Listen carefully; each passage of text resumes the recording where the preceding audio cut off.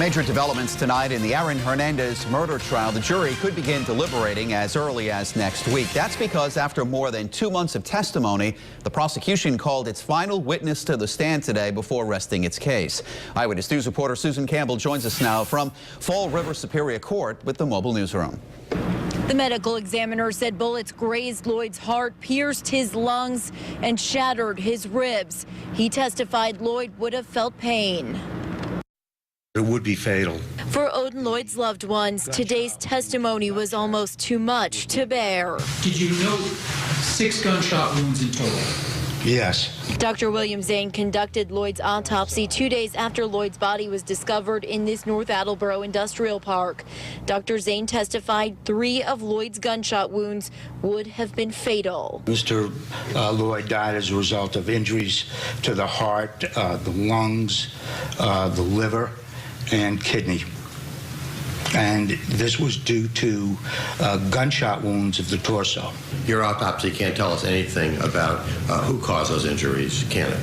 That's right. Can you tell us, to a reasonable degree of medical certainty, whether those 6 wounds were caused by 6 different bullets? No. Prosecutors have argued Aaron Hernandez, Ernest Wallace, and Carlos Ortiz killed Lloyd with a .45 caliber Glock. All 3 have pleaded not guilty. The murder weapon has not been found. Odin Lloyd's mother left the courtroom before Dr. Zane began his testimony. After Dr. Zane stepped down, the prosecution rested its case. Coming up new at 6, what's next for this trial? In Fall River with the Southeastern Massachusetts Mobile Newsroom, Susan Campbell, Eyewitness News. Now the prosecution rests in the Aaron Hernandez murder trial. Prosecutors called more than 100 witnesses since testimony began in late January. They also submitted hundreds of pieces of evidence. Now the jury could get this case as early as next week. New at 6 tonight, Eyewitness News reporter Susan Campbell has more on what's next for the trial from Fall River Superior Court. Conceivably, we could have a verdict sometime next week because the defense told the judge they will not have a lengthy witness list. Your Honor, that would conclude the presentation of the Commonwealth's evidence. We would rest. Prosecutors trying Aaron Hernandez have rested their case. They called 131 witnesses to the stand. Now the defense will have their chance to call their witnesses beginning Monday. And I expect that the case will go to the jury sometime next week. Meanwhile, the defense has filed a standard motion asking the judge to find Hernandez not guilty, claiming prosecutors failed to prove that Hernandez had a motive, an intent, or a plan to kill Odin Lloyd.